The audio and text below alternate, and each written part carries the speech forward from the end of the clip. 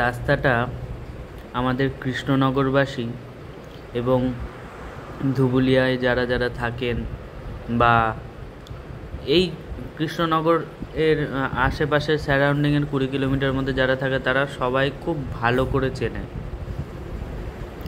যখনই একটু রোদ হয়, আকাশটা নীল থাকে, মেঘগুলো ভেসে বেড়ায়, তখন চারিদিকটা যে কি অপূর্ব সুন্দর লাগে দেখতে, হাত খালি সুরসুর করে, মনে হয় যেন একটা ভিডিও করে ফেলি।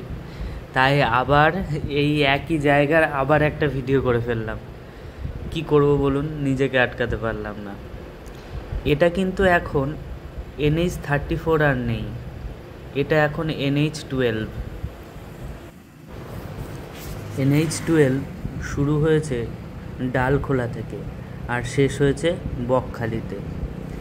এটা কিন্তু অনেকগুলো শহরকে যুক্ত করেছে, যেমন রায়গঞ্জ, গাজল, মালদা, ফারাক্কা, মোরগ্রাম, বহরমপুর, কৃষ্ণনগর, রানাঘাট, বারাসাত, কলকাতা, কাকদ্বীপ অ্যান্ড লাস্টলি বকখালি।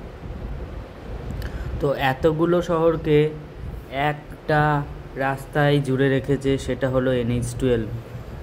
আর আমি থাকি কৃষ্ণনগরে, আর এই NH-12-এর একটা অংশ যেটা কৃষ্ণনগরের ওপর দিয়ে গেছে এত সুন্দর, তাই বারবার এই ভিডিওটা আমি করে ফেলি।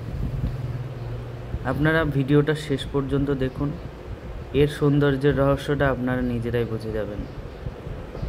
না, রহস্য কিছু না, এটা প্রাকৃতিক সৌন্দর্য। Thank you guys, tata.